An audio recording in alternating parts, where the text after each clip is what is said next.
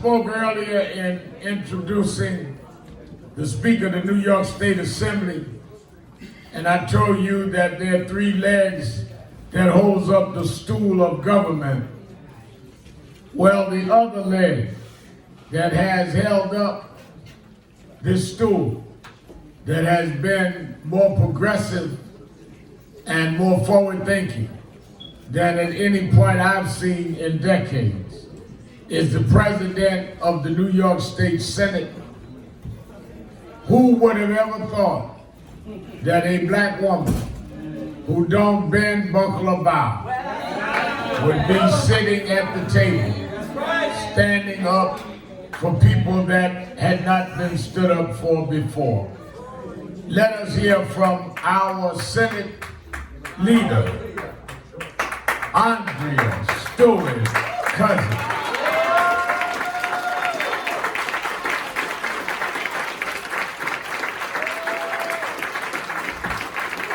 Wow, thank you, Ram, thank you. It is so good to be here.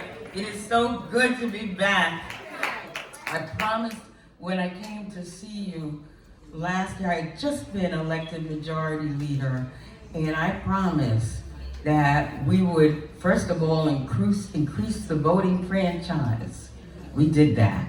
We gave it early voting. We gave you early registration. Last week, the Senate did automatic voter registration. We have polling spaces everywhere. We get more polling spaces here. We want folk to vote. We talked about housing. We did the strongest tenant protections in the history of New York State. They can't throw you out like that for no reason. They gotta tell you they can't keep your deposit. They can't just keep charging your MC. And we did that. When we talked about environmental justice, we understood. We weren't just talking about climate change, which is real. Amen. But we had to talk about environmental justice too. And so when we push that agenda, we push an agenda for this entire community. Because we know where these treatment plants wind up. We know where all the toxicity lines up. So we're not sitting there for that. We understood that women have been marginalized. That's why we did the first sexual harassment hearings in New York State in almost 30 years. And made some strong laws that says you can't do this to a sister just because she's walking, you can't. There's a way that we have to be treated wherever we are. When we talked about criminal justice reform, I said, we're not about mass incarceration. We can't keep taking bricks out of the wall and wondering why it's collapsing. And we can't keep pretending that people should not be given an opportunity to get out of jail. And that's why we did bail reform. We had to do bail reform. And right now there's a lot of people, oh, how did you do it? Why did you do it? And they say, even with rent is like, oh, talking about a crisis. People were so upset because we keep upsetting the status quo. Because you didn't send me to be the status quo. You sent us to be disruptors. And every time we talk about bail reform and you talk about a Khalif Browder, excuse me? Can I keep babies in jail because they can't afford a couple $100 to get out of jail? Can I keep them in Rikers Island because they had nobody who could say, here's my $1,000, please let him out until he has a trial? There's a lot of conversation about that. And I said, I'm happy to have the conversation because everybody will say, we know it was wrong. For generations, we know it was wrong. But nobody tried to fix it.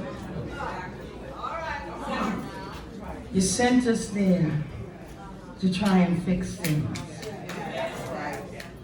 You sent us there to try and get guns off the street and drugs off the street and give our kids an education because Dr. King understood how important it was so that we could get the economic growth that makes our community strong.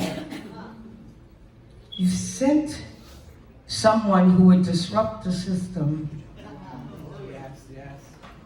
because you knew it was time to do that. Thank you. Thank you. People are rallying in Virginia with guns right now. They're giving us notice. We notice. Dr. King set the table for us to be who we are and where we are right now for a time such as this. The legacy will only continue if we have the courage to stand when they oppose, to push forward, and to fight. The dream never included us, but it does now. We're not giving it back. 2020 and every day, live the dream. Let's keep making history. Happy King Day. Last year when I came here, I had said that I was going to be focusing on breaking the backs of private prisons here in this country.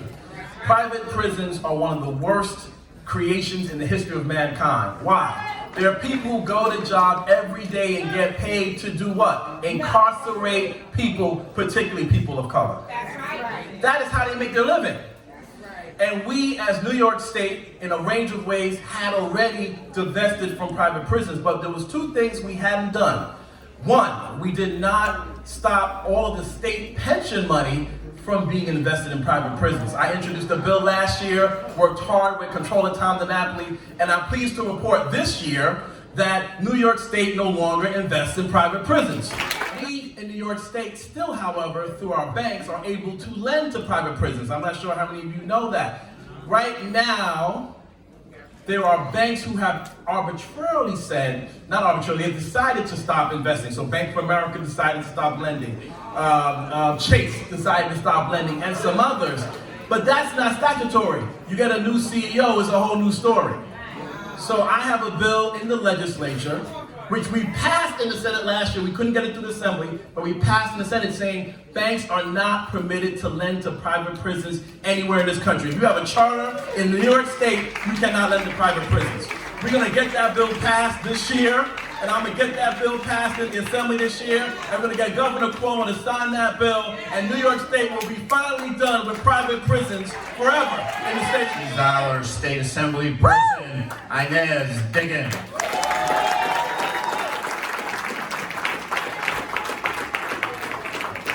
Blessings, family. No justice. No justice. No justice. No justice. You know, today we're celebrating Martin Luther King, Dr. King. And 57 years ago, thereabouts, he had the March on Washington because of the inequities that he saw. And Dr. King was about changing policy. And he was nonviolent, as Jemani said. But he could be violent. And what he told people is, I'm holding us back. See, that's the key thing. He let others believe that he was holding us back from doing what maybe we might have to do. So he wasn't quite as nonviolent as people think he was, because he had a radical way of thinking in order to see to it that there was economic justice, social justice in a country that said the black man was not a man.